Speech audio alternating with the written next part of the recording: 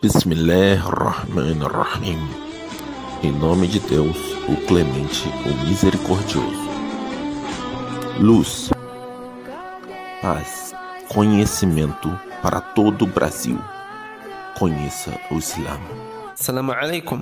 Hoje a gente vai aprender um pouco de árabe e a gente vai entender o que eu quero dizer quando eu falo que tem muita baraka na sala de Fajr em Jama'a no dia de Jum'ah. Com isso eu quero dizer que tem muitas bênçãos na oração matutina na sexta-feira em congregação. Mas por que eu uso todos esses termos e eu não falo logo em português? Bom, esses dias eu vi um evangélico falando a palavra unção e eu não tinha ideia do que significava. Então eu fui lá e perguntei. Mas uma coisa que eu parei para pensar é o seguinte: eu tenho certeza que um cristão nos Estados Unidos também não vai entender se eu falar unção. A comunidade islâmica é toda unida nesses termos, nas palavras específicas no idioma específico. Ou seja, eu aqui falo oração, nos Estados Unidos eu vou falar, sei lá, prayer. Então isso aí varia. Agora, salah é uma palavra em árabe, ou seja, um cara lá no Oriente Médio, eu aqui no Brasil e um outro cara lá nos Estados Unidos, 3 muçulmanos, todos vão se entender com facilidade. Salah. E outra palavra para oração que a gente tem é du'a. Mas qual que é a diferença de salah para du'a? O du'a é uma súplica, ou seja, no du'a eu falo com as minhas próprias palavras. No meio da salah eu posso fazer du'a, por exemplo, mas são coisas diferentes. Mas se eu fosse falar em português, o que eu falo? Oração. Não fica muito claro, né? Então a gente fala sim com Deus, né? Eu vejo muita gente confundindo isso, dizendo, os muçulmanos não falam com Deus, eles só agem como robôs fazendo orações.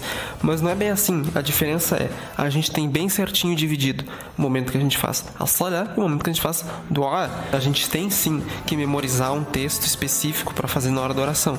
Mas depois que a gente termina isso, quando a gente está com a testa no chão, é o momento que a gente está mais próximo de Deus. E ali a gente conversa com Deus. Então é essa a importância de dividir os termos.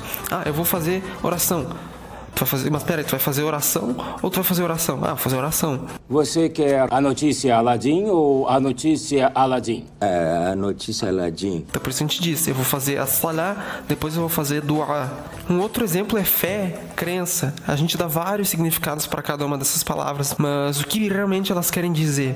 Bom, a gente tem termos específicos para isso, mas primeiro vamos ver o que significa fé e crença. Bom, ambos podem se referir ao fato de você acreditar em Deus, mas também pode ser um sistema de legislações religiosas, ou dogmas. A minha fé é assim, a minha crença é assim. Na teologia islâmica, a gente tem a divisão certinha, uma palavra para cada uma dessas coisas. É a mesma coisa que taxonomia.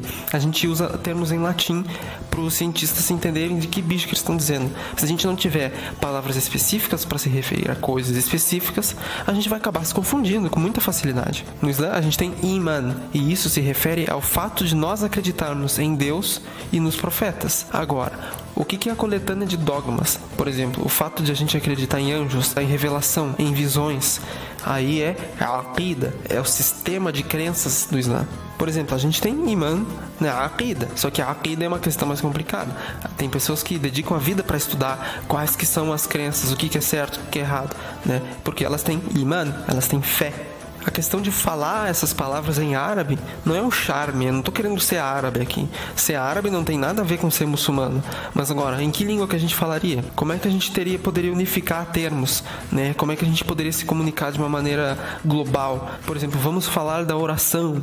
Aí digamos que em algum idioma específico tenha 15 palavras por oração e cada uma significa uma coisa, entendeu? Então isso é muito importante. É uma questão de comunicação. Se eu for no Paquistão, por exemplo, e eu não falar uma palavra em urdu, eu entrar numa mesquita no horário de oração, eu vou conseguir rezar com todo mundo em harmonia extrema, sem nenhum tipo de problema linguístico, porque todo mundo vai recitar o Alcorão em árabe. Eles não vão recitar o Alcorão em urdu e eu também não vou recitar em português. Por quê? Porque a gente é poser de árabe? Não, é porque a gente simplesmente tem uma unificação. A gente tem uma convenção linguística. Todo mundo vai recitar igual o profeta sallallahu alaihi wasallam recitava há 1443 anos atrás. Bom, aqui no Brasil, os evangélicos eles costumam falar a paz do Senhor um para os outros. Isso é uma experiência que eu tenho. Se eu traduzir isso para o inglês, posso falar peace be upon you. Mas agora, como é que eu posso falar isso para um chinês? Para um alemão? É impossível, eu não falo vários idiomas, né? Mesmo se eu falar 20 idiomas, eu ainda não vou conseguir falar com todo mundo. Então a gente fala Assalamu alaikum wa rahmatullahi wa barakatuh. Então, eu já tenho um cumprimento total, completo para todos os muçulmanos do mundo. Agora, se eu não consigo, digamos, eu não consigo falar em árabe, tudo bem, eu falo Assalamu alaikum wa rahmatullahi wa barakatuh. Pronto, extremamente fácil. Minha pronúncia é completamente abrasileirada e as outras pessoas vão entender. Pronto, eu já resumi muito, já fiz um atalho gigante para comunicação. Agora, a gente vai pensar numa lei. Imaginem uma lei que a gente não vai aplicar no Brasil ou na Argentina ou em Portugal, países que falam uma língua mais ou menos parecida.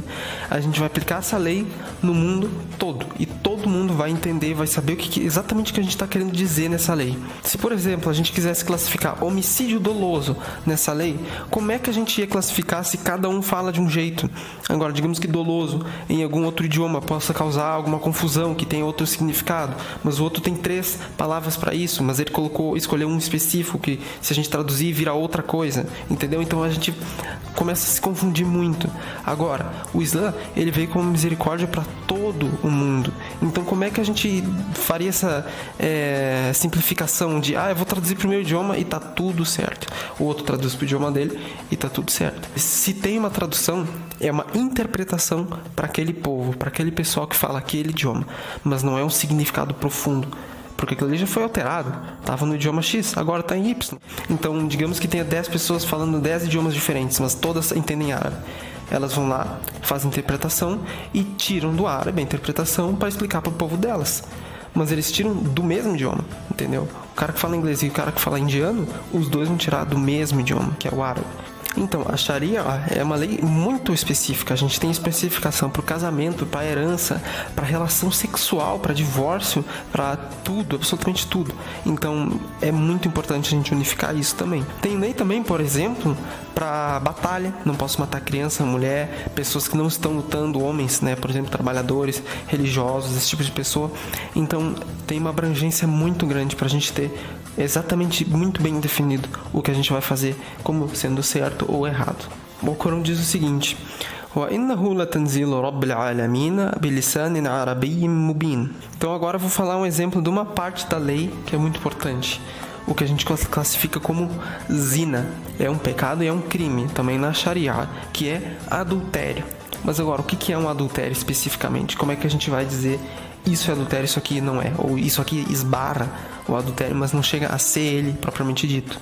Bom, a zina na Sharia tem que ter relação sexual. Ou seja, se eu beijei uma mulher, ou se eu encostei nela, ou se eu fiz alguma sacanagem que não tem a ver com relação sexual propriamente dita, não é zina, não é adultério. Mas não quer dizer que seja bonito que tu possa fazer. E o que é a relação sexual? Se for 2 homens, não tem como ter penetração vaginal. Então não é relação sexual. E, aliás, pode até ser, mas é uma invenção. Se for 2 mulheres também não tem como. Então tem que ser especificamente esse tipo de relação. Então isso classifica como zina. Então a gente tem que tomar cuidado com essas coisas, né? Tem que ter uma classificação muito específica, porque senão vira um zaralho. Cada um diz uma coisa. Então a gente vai aqui no Brasil, por exemplo, aqui a Sharia do Brasil, zina, pode ser também esse tipo de relação. Agora tu vai, não, mas aqui nos Estados Unidos zina é esse tipo de coisa. Não, Sharia, zina é X. Deus diz o seguinte: وَلَا مُبَدِّلَ لِكَلِمَاتِ اللَّهِ. Agora a gente vai ver 15 termos que são usados para classificar algumas coisas aqui na teologia islâmica. O primeiro deles é fitra, e ele é relacionado ao estado natural das pessoas. Por exemplo, quando eu nasço, que tipo de crença eu tendo a ter? E essa é a tendência de adorar a um Deus único, né? Então por isso que a gente não diz se converteu, a gente diz se reverteu, porque a pessoa nasce com essa tendência e as pessoas, a sociedade, os pais ou ela mesma se força a mudar. Então, ao invés de ela adorar a Deus, a eternidade, ela vai adorar as próprias vontades. A pessoa se torna o senhor e o escravo ao mesmo tempo. Outro termo é rizq. Rizq, ele é o sustento que Deus dá na nossa vida. Haram é literalmente sacrossanto. É algo que se a gente fizer, a gente vai estar cometendo um pecado. Halal é algo que é completamente permitido fazer. Por exemplo, gravar um vídeo, falar sobre o Islã. É halal. Makruh é algo que não é pecaminoso, mas também não é certo, né? E que se a gente não fizer, é melhor. E o oposto disso é mustahab, que significa preferível. Ou seja, não é pecado se a gente não fizer, mas é melhor que a gente faça. Tudo que é makruh se torna mustahab não fazer. E tudo que é mustahab fazer se torna makruh não fazer. Então são 2 opostos. é diferente de halal e haram. O haram é completamente proibido. E o halal não é que ele seja obrigatório, né? Tem outra palavra que é wajib. Aí quer dizer que ele é obrigatório. Mas halal quer dizer que ele pode ser feito. O equivalente ao halal no nível mais baixo, que nem makruh em mustahab, é mubah, que não é algo muito claro se é permitido ou não, mas é algo que foi omitido. Então a gente diz mubah. Pode ser que seja alguma coisa ruim, não sei, pode ser que seja bom, enfim, pode fazer, né? Por tua conta e risco, porque não é muito claro. Agora, Injil, Torá, Zabur e Quran são Evangelho, Torá, Salmos e Alcorão, respectivamente. São as palavras que são mencionadas no Alcorão para se referir a esses livros sagrados. Mas nenhum deles se refere à Bíblia, Novo Testamento, Velho Testamento, não. Quando a gente fala Evangelho e Torá, a gente está falando da revelação que Jesus teve e Moisés teve e Davi teve nos Salmos. Kafir é aquela pessoa que desacredita na revelação de Deus por ser ignorante ou por ser mal intencionada. Por exemplo, ele veio e pensa assim, deixa, eu não vou acreditar nisso porque é difícil. Então ele se torna kafir. Significa literalmente aquele que cobre a verdade. Munafiq é aquele que parece ser um muçulmano, mas na verdade ele não é, né? Uma tradução seria hipócrita, né? Por fora ele parece que ele faz as coisas certinho, mas quando ninguém tá vendo ele faz um monte de porcaria. Munafiq. Mushrik é aquele que relaciona coisas a Deus. Por exemplo, ele adora santos, ele adora estátuas, ele adora coisas assim, né? Se torna mushrik. Agora, Rabb e Sayyid, ambos significam Senhor, mas é diferente. Rabb é o Senhor dos mundos e Sayyid pode ser um professor, alguém que me educa. Talaq e Khul', ambos são divórcio, mas são coisas diferentes na legislação. Então, se tu quer saber especificamente qual que é a diferença, aí tu tem que falar com um jurista, um sheikh, alguém que saiba mesmo a legislação, né? Igual as questões econômicas, porque o Islã explica bem certinho como divide herança, como é que é economia, como é que é imposto, né? Então tem economistas islâmicos que eles dedicam a vida deles para estudar só isso. Eles são economistas da Sharia, porque é uma lei muito complicada, não é só vamos pegar aqui isso, X%. Não, tem cálculos, tem coisas bem complexas, né? Tem situações e situações. Então, o cara tem que ser especialista nisso. O nikah é o casamento também, que a gente faz na mesquita. E também tem vários processos, não é qualquer um que vai lá e faz nikah. Taqwa é temor. E por que essa semelhança? É porque quando a gente diz que a gente é misericordioso de uma maneira religiosa, quer dizer que a gente tem temor a Deus. Que tipo de temor?